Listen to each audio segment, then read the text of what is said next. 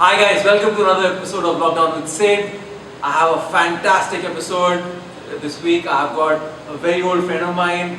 We used to call him Chakko in school. You still call him Chakko? Yeah, Chakko or Rudo, it's kind of evolved into first name now. Okay. So yeah. Fair enough. He's the founder of Chariot Comics.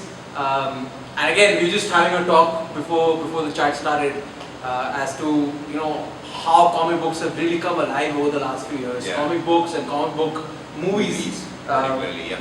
So bro, when we were in school, it wasn't such a crazy scene, no?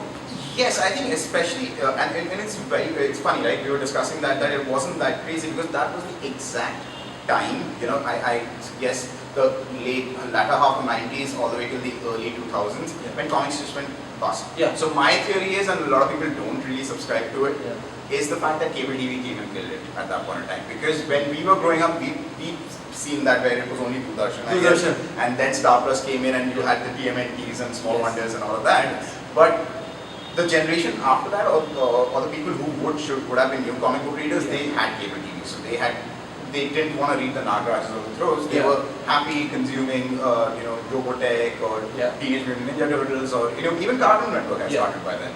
That's true. That way, I think that caused a little bit of a downfall. Around right about the time we were in school, that whole latter. Which was we were in school from '97 to 2003. 2003, yeah. Once I remember when I came out of 2003. For me, if I went to a railway station, I would buy comic books the from the age wheelers, right? Exactly. And I bought a couple of them like 2004, 2005. Yeah. And it was the same stuff from 10 years ago. Yes. Same content. Yes. So what happened was, 2003, 2004, there was nothing new coming out. I think Raj Comics and Diamond Comics were on a steady decline because, and I don't remember the exact figures, but they went down from distributing 20 lakhs to 2 lakhs in a month. That's how much they went down. Oh, wow. So that had happened towards the latter half of the 90s, so which means it just made sense to churn out older content, see how much of the stock they could get rid of. But the interesting thing which happened around that time was this new movement started. So, I think the guys who started that was Gotham Comics, and I don't know if you heard of those guys, but it was basically Gotham Comics was this company which I think Deepak Chopra's son, who should be called Gotham, but is called Gotham in the Batman Gotham format. Fancy. So he started that, and along with a couple of other partners, and what they did was they took licenses from DC and Marvel for their older comic books, and older and new, some of them were current. They put that out, printed that in cheaper format, and put it out at a 45 rupee price range, or a 25 or a 100 for like a compiled volume, so making it accessible. When that happened, the resurgence started, which is let's say 2005, 2006, and now you see that the rollover happening over a period of years. So. And now you go to Own Bookshop, for example. And you've got like really expensive graphic novels out there. So that's there because also what happened was, for example, some of the bigger publishers, they got onto the bandwagon. So like Scholastic has tie-ups with Marvel for their kids lines. HarperCollins, I think, so like Penguin has DC exclusively, Penguin Random House, because those two merged. So they are pushing DC a lot, and I think HarperCollins HarperCollins or someone has Marvel as well. So there's a general push from the big English publishers to get these graphic novels out there because you make a lot of money on that price tag, right? So we again spoke about it in school. I never saw you with like comic books and all that, and now I see you like. Also, let's be honest, we were in a boarding school, right? So if we were carrying comic books, someone was going to take them away at some point. And then you would probably be told, they'll say, oh look at this pansy, he's with comic books. He's with comic books, so there is always that. And there were other kind of magazines that you would rather be seen Exactly. with. So that would help you. That would help you, right? So that was a factor, but again, it comes back to the availability, right? Going around, we were in Dehradun, right? There was not much there. Even in Delhi, till date, you cannot get the latest Superman or DC single unless you're actually ordering it from abroad. There are schemes which let you do that, and the shipping becomes easier, but you have to then again buy in bulk. You have to get like 20 comics in one shot, but there's no proper retail or distribution system, and it was just as bad back then. So, and obviously, if you're stepping out of school once in every month, you're not going to spend your money on comics, right? Of course. But that was, and again, the other thing was digital, and there was no digital access. You have that now, so that's changed. Awesome. So you got out of school, you did your thing, you did your education. And then how did you find your way into Chariot Comics? Okay, so yeah, so I mean, a lot of it was planned, a lot of it was by default. So what I always wanted to do, and it's not like I wasn't interested or keen on comics. I mean, it's just never really popped up in my head that time that okay, this is what I'm going to do, or one of the things I'm going to do. But what happened was, I think this is around 2010. Yeah, 2010. I've been working a couple of years, and Katya and I don't know, our batchmate, right? Gabby, right? So he and I were working on some idea for, let's say, if we can work on something which could probably be a movie script or something of that sort, and we were bouncing around ideas. And one of the ideas I thought was like, look, it's a spy thriller thing. What if we would just turn it into a superhero thing? Okay. From there on out, I think I went and one of my, like I said, it was also a lot by default. So one of the kids in my family also was good at art and stuff, wanted to get a gig on the side. So I was like, sure, you know what, let's test this out. Let me give it a try. Yeah, exactly. So, and we had a very shitty looking number one, which came out in 2010. And in fact, I showed that to Andrew. Right? I mean, he was like, what the F is this? Right? But again, and this is what I keep telling a lot of people, that you need someone to tell you that at some point. Even if it's starting out, even if it hurts, you need someone to tell you that this is crap. So eventually, I mean, we obviously 2010 that happened, we kept that on back burner. 2011, Comic-Con India started, right?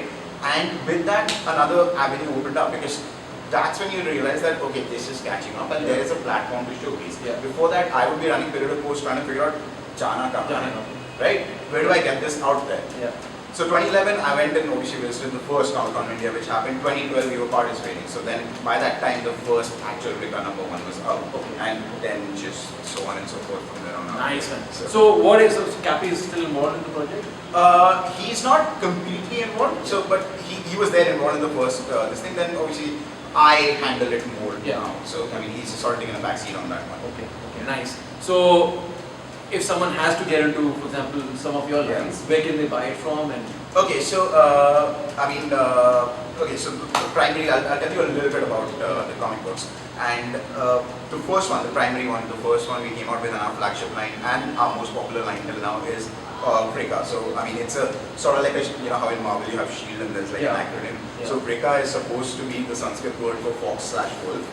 And the character there is called Dark Wolf. And Vrika by itself is an acronym for something, you figure it out once you read it, if you read it. And that by itself, and this is how, and we have to do this pitch every time at Comic-Con, because there are readers coming in who don't know about it, and there are people who obviously come back and know about it. So, but every time you meet someone new who's like, what is this about? You're like, so if there was Captain America, but he was sort of like Indian, and the rest of his team was G.I. Joes, right? All of that. But it's not a military procedural thing, because it just goes onto a different tangent by the end of it. So you should read it. So that's my pitch. But that's the best way of explaining it, because you have... exactly. Helps bring context as to what they're getting into. So Vrika is, I mean, at the base of it, it's a military adventure superhero kind of thing. But it goes into a lot. It becomes a political thriller in volume 2. It's got magic and fantasy coming in as well. And it's sort of our base for building the rest of the universe. The second title we have is Damn, which we had a stop and start on that. Like, it was one of the failed titles we came up with, didn't work. And then we were like, no, let's reboot this. And we rebooted it last year, and it worked really well. And what's that character called? So, Damned, again, like to put it in context, it's sort of like a Constantine, but let's say slightly funnier. And he's sort of got a metamorph, or someone like a Wolverine on his side, sort of a sidekick. And I try to, I mean, with that, although the character seems a little bit like an Indianish Constantine, I try and hit the Hellboy kind. I'm trying to hit that space with it, and see how it merges with the Vrika scheme of things. So there's that. So you want to bring them together? Yeah. So I mean, in fact, I've already started doing that. I mean, if you read the comics, then you sort of see that come across. So the idea is obviously shared universes are hot right now. So let's work towards the night. So and who knows? Tomorrow someone might come and say, "Can I get the rights for?" Let's see. I mean, there have been people who've come up and asked and all of that, but I mean, not every offer is always the best offer. And for me, actually, and the reason why I would be a little careful, and this is just generally advice for anyone else also, is that it depends on what you want. If you're just building a comic for the IP of it, don't. If you're not building and you actually like what you do and you like what you're writing and like what you've created, be very careful with who you give the IP to. Because not everyone understands what you've done, your art form or what you're trying to build. So and that's something, just don't be too greedy about it. Keep the authentic DNA of it alive. Yeah, otherwise exactly. Otherwise it's not gonna turn out to be, you don't want to, I mean, you can be a sellout if they give you a bucket loads of money, but don't. It's not, it's not. Okay. You want to be very choosy when you become okay, it's your baby at the end of the day. Exactly. It's a long-term project and you want to make sure it's brought forward in the right manner, right? And in terms of distribution, obviously Comic-Con becomes our main platform because that's where we get to connect to the right kind of people who are there to actually buy comic books. So that's a primary platform. I obviously have a website, chariotcomics.com, and you can just buy it there, and we sort of, it's fully functional as an e-commerce thing, and we just deliver that there. And we had distributions with Amazon and Flipkart, but their push on the comic book thing, at least the Indian comic books, has reduced a little bit, and plus it makes better sense for me to keep and distribute from my own because then more margins, right? Of course. At the end of the day, you want to recover your money back. For sure. So the next thing, which is a really hot topic, is a lot of these big budget Hollywood movies on comic books, obviously. And you've had a bunch of them over the last 5 years. It's like, as a comic book fan, like I'm not very hardcore, but I love watching these movies because they're so much fun. And because of them, like for example, the Thor Ragnarok is coming up. And I didn't know what that was, so I went and did my research. Okay, what is Ragnarok and why is it? So it's the other way around. It should be like I should be a comic book fan getting into movies. No, but it's good if it's the other way around as well. I mean, more people see. Look, what's happening right now is obviously there are more takers for the comic book movies because it's a larger platform, right? But if there is a spillover in terms of like you went backwards, and that's completely okay for us because if you're going backwards, that's fine. You're getting into the comic books, you're getting to know what the stories are. If it's piqued your curiosity, you might pick up a couple of comic books. Sure. In that sense, that's just good sense for us. So we are happy about comic books. Not particularly the Indian comic book movies. Which have they been Flying Journal. Flying Journal comic book movie? I did not know that. I did not know that.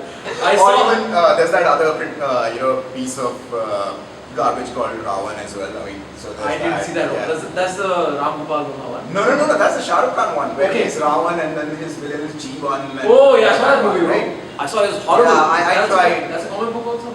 Yeah. I didn't know it's a superhero movie which has a comic book. Oh, it was a terrible movie. Yeah, right. So shocker. Absolutely shocker. Well, hopefully once yours come on let's hope so that happens. So what are the movies, like big Hollywood? Right now, what I'm really looking forward? Looking forward to this year. So in terms of priority for I mean obviously the year is almost over. I was looking forward to Logan, didn't disappoint, loved it.